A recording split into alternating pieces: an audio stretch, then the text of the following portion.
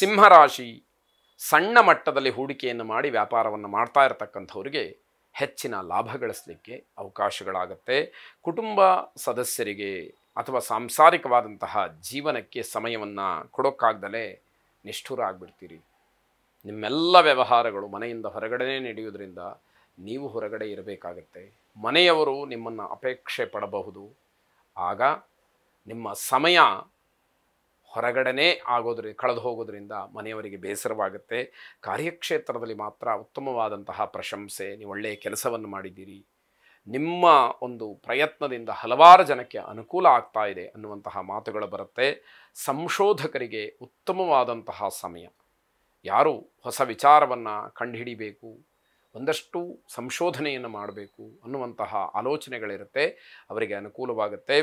ಧಾರ್ಮಿಕ ಕಾರ್ಯ ಚಿಂತನೆ ನಿಮ್ಮ ಮನಸ್ಸಿನಲ್ಲಿ ಬರಬಹುದು. ಧರ್ಮ ಕಾರ್ಯವನ್ನೇನಾದರೂ ಮಾಡಬೇಕು, ಪೂಜೆ ಪುನಸ್ಕಾರ, ಹೋಮ ಹವನ ಜಪ ಇತ್ಯಾದಿಗಳು, ದೇವತಾ ಕಾರ್ಯ, ದೇವಸ್ಥಾನಕ್ಕೆ ಹೋಗುವಂಥದ್ದು, ಪುಣ್ಯಕ್ಷೇತ್ರಕ್ಕೆ ಹೋಗುವಂಥದ್ದು, ಎಲ್ಲಿ ಶಕ್ತಿಯುತವಾದಂತಹ ಒಂದು ಸಾನ್ನಿಧ್ಯ ಇದೆಯೋ ಅಲ್ಲಿಗೆ ಹೋಗಿ ಬರಬೇಕು ಅಂತಕ್ಕಂಥದ್ದು ಎಲ್ಲ ಆಲೋಚನೆಗಳು ಮನಸ್ಸಿಗೆ ಬರುವಂಥದ್ದಾಗುತ್ತೆ.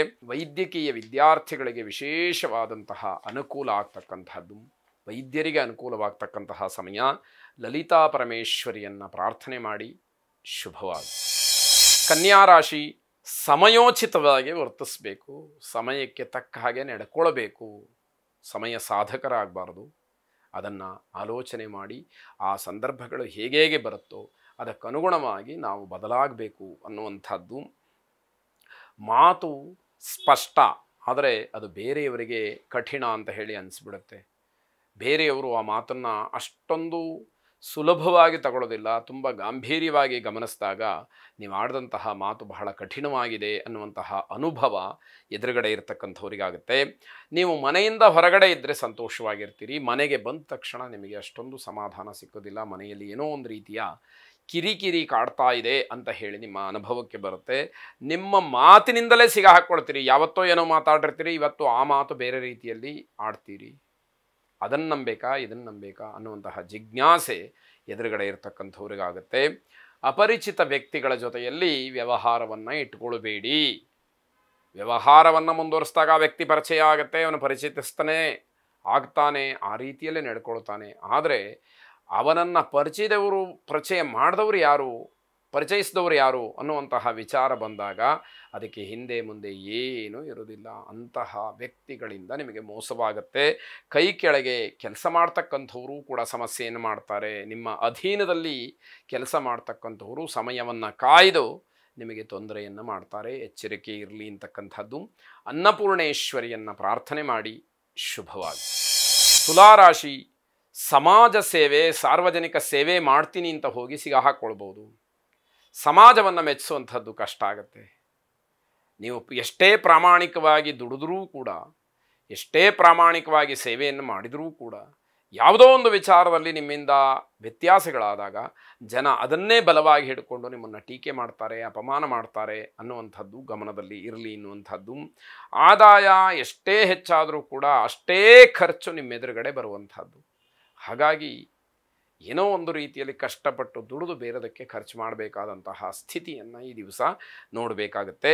ತಾಯಿಯವರ ಆರೋಗ್ಯದಲ್ಲಿ ವ್ಯತ್ಯಾಸವಾಗುತ್ತೆ.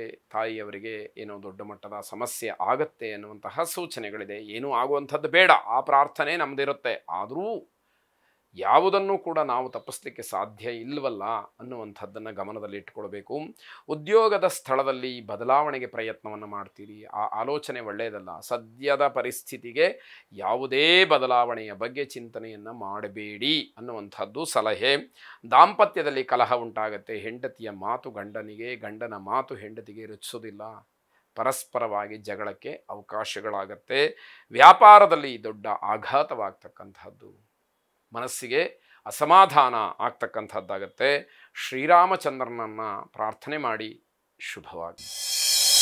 ವೃಶ್ಚಿಕ ರಾಶಿ, ಮನಸ್ಸನ್ನು ಕೇಂದ್ರೀಕರಣ ಮಾಡೋದಕ್ಕಾಗ್ತಿಲ್ಲ. ಮನಸ್ಸು ಏನೋ ಒಡೆದು ಹೋಗ್ಬಿಟ್ಟಿದೆ. ಮನಸ್ಸಿನ ಮೇಲೆ ತುಂಬ ದೊಡ್ಡ ದೊಡ್ಡ ಪರಿಣಾಮಗಳು ಬೀರಿದೆ. ಹಾಗಾಗಿ ಮನಸ್ಸನ್ನು ಕೇಂದ್ರೀಕರಿಸಿ ಯಾವ ಒಂದು ನಿರ್ಧಾರವನ್ನು ಮಾಡೋದಕ್ಕಾಗ್ತಾ ಇಲ್ಲ ಅನ್ನುವಂತಹ ಸ್ಥಿತಿಯಲ್ಲಿದ್ದೀರಿ. ವೈಯಕ್ತಿಕವಾದಂತಹ ವ್ಯವಹಾರದಲ್ಲಿ ಬೇರೆಯವರ ಯಾರನ್ನೂ ಕೂಡ ನೀವು ನಂಬುತ್ತಾ ಇಲ್ಲ, ನಂಬುವಂತಹ ಸ್ಥಿತಿಯಲ್ಲೂ ಕೂಡ ಇಲ್ಲ. ಇಡೀ ಜಗತ್ತು ನಂಬಿಕೆಯ ಆಧಾರದ ಮೇಲೆ ನಿಂತಿರುವಂಥದ್ದು, ಇದು ಗೊತ್ತಿರಬೇಕು ನಮಗೆ.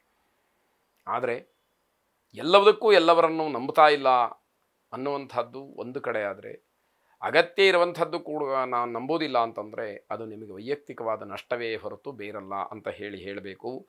ವಿದ್ಯಾರ್ಥಿಗಳಿಗೆ ಮನಶ್ಚಾಂಚಲ್ಯ ಹೆಚ್ಚಾಗ್ತಕ್ಕಂಥದ್ದು, ಓದಿನ ಬಗ್ಗೆ ಗಮನ ಕಡಿಮೆ ಆಗ್ತಕ್ಕಂಥದ್ದು, ಆಸ್ತಿಯ ಖರೀದಿ ಅಥವಾ ಆಸ್ತಿಯ ಮಾರಾಟ ಈ ವಿಚಾರದಲ್ಲಿ ಒಂದಷ್ಟು ಗೊಂದಲಗಳು ಹೆಚ್ಚಾಗ್ತಕ್ಕಂಥದ್ದಾಗತ್ತೆ. ಹಣದ ವಿಚಾರವಾಗಿ ಭರವಸೆಯನ್ನು ನೀಡಬಾರ್ದು. ಯಾರಿಗಾದರೂ ದುಡ್ಡನ್ನು ಕೊಡ್ತೀನಿ ಅಂತ ಹೇಳಿ ಭರವಸೆಯನ್ನು ನೀಡ್ತಕ್ಕಂಥದ್ದು ಹುಸಿಯಾಗತ್ತೆ. ಮಾತಿಗೆ ತಪ್ತೀರಿ, ವಚನ ಭ್ರಷ್ಟರಾಗ್ತೀರಿ. ಇದನ್ನು ಗಮನದಲ್ಲಿ ಇಟ್ಟುಕೊಳ್ಳಿ. ರಿಯಲ್ ಎಸ್ಟೇಟ್ ಉದ್ಯಮಿಗಳಿಗೆ ಶುಭ ಇಲ್ಲ. ಹಾಗಾಗಿ ನಿಮ್ಮ ಕರ್ತವ್ಯವನ್ನು ಪ್ರಾಮಾಣಿಕವಾಗಿ ಮಾಡಿ ಫಲಾಫಲಗಳನ್ನು ಮುಂದಿನ ದಿನಮಾನದಲ್ಲಿ ನಿರೀಕ್ಷೆ ಮಾಡಬೇಕೇ ಹೊರತು ಇವತ್ತು ನನಗೇನೋ ಸಿಕ್ಕಿಬಿಡುತ್ತೆ ಅಂತ ಹೇಳಿ ಇದನ್ನು ನಂಬಿ ಬೇರೆಯವರಿಗೆ ಮಾತು ಕೊಡ್ತಕ್ಕಂಥದ್ದು ಇದೆಯಲ್ಲ, ಅದು ತಪ್ಪಾದೀತು. ಎಚ್ಚರಿಕೆ ಇರಲಿ. ಭೂದೇವಿಯನ್ನು ಪ್ರಾರ್ಥನೆ ಮಾಡಿ. ಶುಭವಾಗಿ.